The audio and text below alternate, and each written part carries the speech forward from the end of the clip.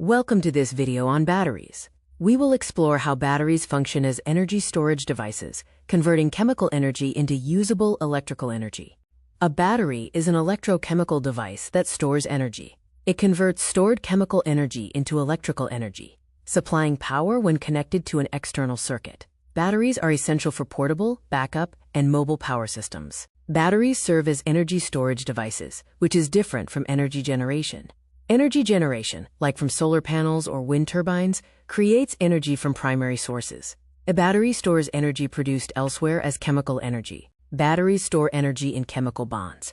Charging supplies energy from an external source, while discharging releases this stored energy as electricity. The total energy output is limited by the amount of stored chemicals. Batteries convert chemical energy to electrical energy through reactions at the electrodes.